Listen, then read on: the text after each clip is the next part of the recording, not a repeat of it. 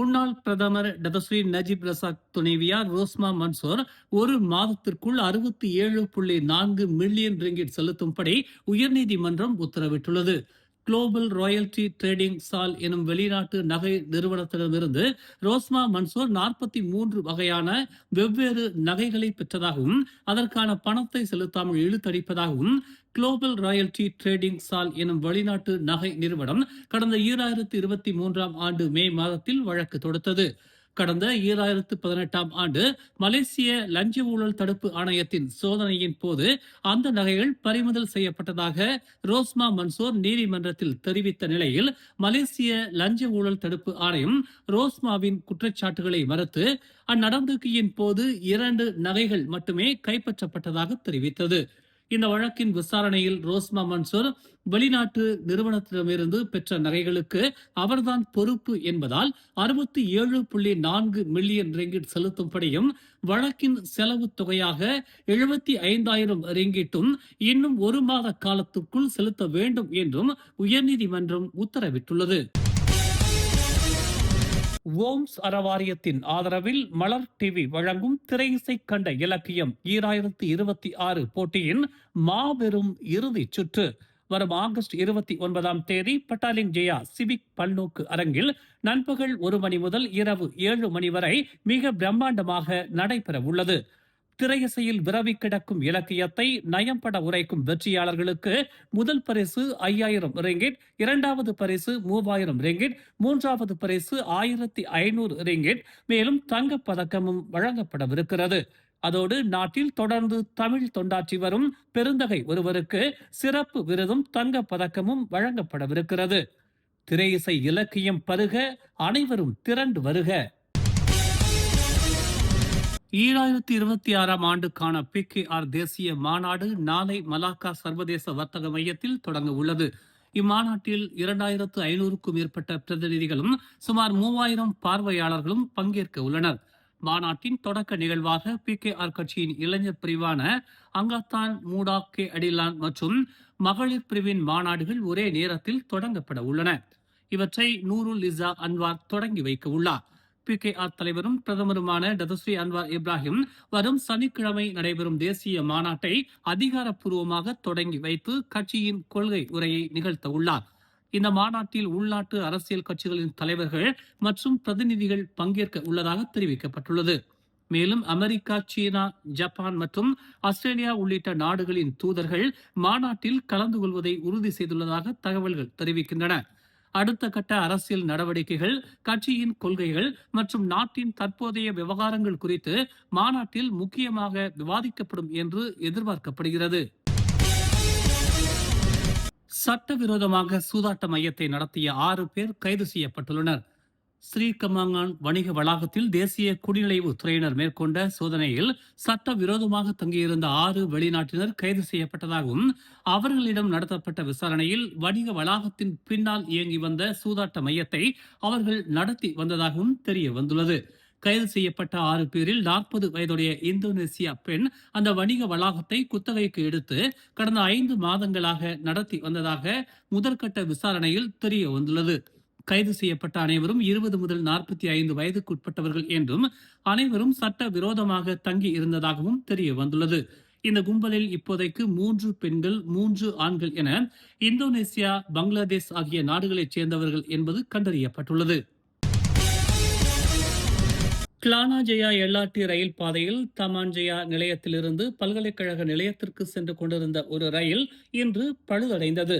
ரயில் திடீரென நிற்பதற்கு முன்பு ஒரு பெரிய வெடி சத்தம் கேட்டதாகவும் இதனால் பலர் நிலை தடுமாறி கீழே விழுந்ததாகவும் தெரிவிக்கப்பட்டுள்ளது. ராபிட் கெயல் பணியாளர்கள் பயணிகளை தண்டவாளத்தின் மறுபுறத்தில் இருந்த மற்றொரு ரயிலில் ஏற்றிவிட உதவும் வரை அந்த ரயில் சுமார் 20 நிமிடங்கள் தண்டவாளத்தில் அசையாமல் நின்றிருந்தது. பல்கலைக்கழக நிலையத்தில் ஏற்பட்ட மின் வெட்டு காரணமாக ரயில் நின்றதால் கிளானா ஜெயா வழித்தடத்தில் தாமதம் ஏற்பட்டதாக ராபிட் கெயல் தெரிவித்துள்ளது. மலேசியாவில் தற்போது நிலவி வரும் புகைமூட்டம் மற்றும் காற்று மாசுபாடு அடுத்த 3 முதல் 5 நாட்களுக்கு பெரிய அளவில் மாற்றமின்றி நீடிக்கக்கூடும் என்று மலேசிய வானிலை ஆய்வு மையமான மெட் மலேசியா தெரிவித்துள்ளது.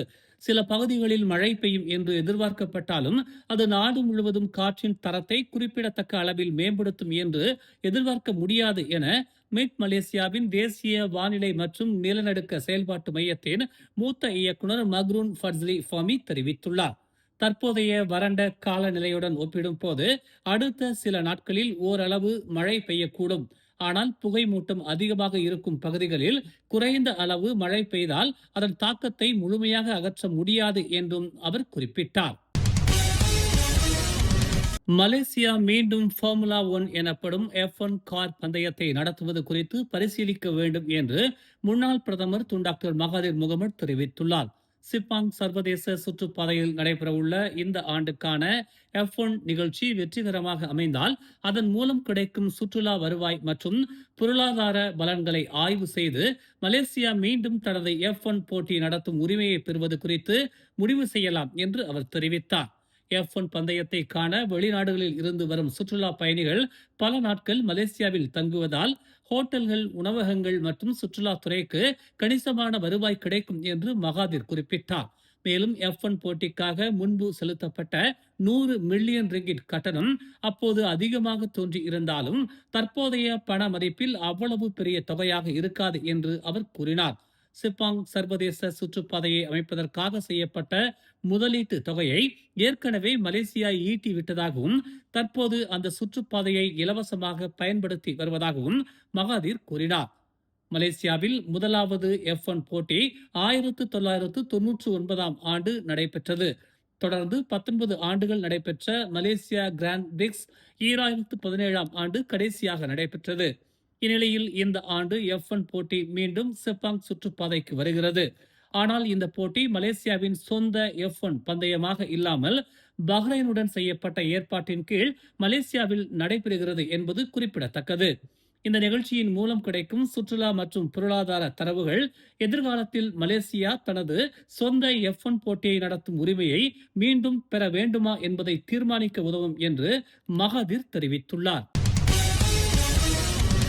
நேற்று கிலாங் பத்தா கம்போங் உலு புலாய் மஸ்ஜித் உலு புலாய் அருகே உள்ள ஆற்றில் நண்பர்களுடன் நீந்தி கொண்டிருந்த 15 வயது சிறுவன் ஒருவன் நீரில் மூழ்கி உயிரிழந்தான். பக்கான் நன்னாஸ் தீயணைப்பு மற்றும் மீட்பு நிலையத்தின் செயல்பாட்டு கட்டளை அதிகாரி முகமது பக்தியார் சிக் மாலை 6:15 மணிக்கு தங்களுக்கு அவசர அழைப்பு வந்ததாக தெரிவித்தார். சுமார் 15 கிலோமீட்டர் தொலைவில் உள்ள அந்த இடத்திற்கு 4 தீயணைப்பு வாகனங்களின் உதவியுடன் 17 தீயணைப்பு வீரர்கள் அனுப்பப்பட்டதாக அவர் கூறினார். பாதிக்கப்பட்டவர் 4 நண்பர்களுடன் நீந்துவதற்காக ஆற்றுக்கு சென்றதாக நம்பப்படுகிறது. அவர் நீரில் மூழ்கிய போது காணாமல் போனதாக நம்பப்படுகிறது என்று பக்தியார் ஒரு அறிக்கையில் தெரிவித்தார். சிறுவன் காணாமல் போனதை அறிந்ததும் பொதுமக்கள் முதலில் நீரில் தேடுதல் வேட்டையில் ஈடுபட்டதாக பக்தியார் தெரிவித்தார். பின்னர் நீர் மீட்பு குழுவினர் நீரில் மூழ்கி ஆற்றங்கரையிலிருந்து 2 மீட்டர் தொலைவில் சுமார் 4 மீட்டர் ஆழத்தில் ஆற்றின் அடியில் பாதிக்கப்பட்டவரை கண்டுபிடித்ததாக அவர் கூறினார். இரவு 10:05 மணிக்கு பாதிக்கப்பட்டவர் கண்டுபிடிக்கப்பட்டார். பின்னர் மேல் அதிக நடவடிக்கைக்காக அவரது உடல் காவல்துறையிடம் ஒப்படைக்கப்பட்டது. தேடுதல் மற்றும் மீட்பு பணி இரவு 10:30 மணிக்கு முடிவடைந்ததாக அவர் கூறினார். நாடெங்கும் தன் வசிய குரலால் ரசிகர்களை தன் வசமாக்கி வைத்திருந்த மாபெரும் கலைஞர் திரு ரகுராமன் அவர்களை விண்ணுலகம் ஏற்றுக்கொண்டு ஓராண்டு நிறைவு பெறுகிறது. தேன் அமுதம் தந்த அந்த மாய குரலோனுக்கு அஞ்சலி செலுத்தும் விதமாக இயல் இசை நாடக மன்றம் வரும் 16/8/2026 நாள் பிரிக்ஃபீல்ட்ஸ் பார்வையற்றோர் சங்க மண்டபத்தில் நினைவேந்தல் நிகழ்ச்சியை ஏற்பாடு செய்துள்ளது. தன் உச்சரிப்பில் சொற்களுக்கு உயிரூட்டி இசை ஊட்டி அழகு காட்டிய இந்த இசை மகன் தமிழ் மட்டும் அல்லாது மலாய், சீனம், ஆங்கில மொழிகளிலும் தன் இசை நுட்பத்தை புகுத்தி பல்லின மக்களையும் தன் பாட்டு பாதைக்குள் பயணிக்க வைத்தவர்.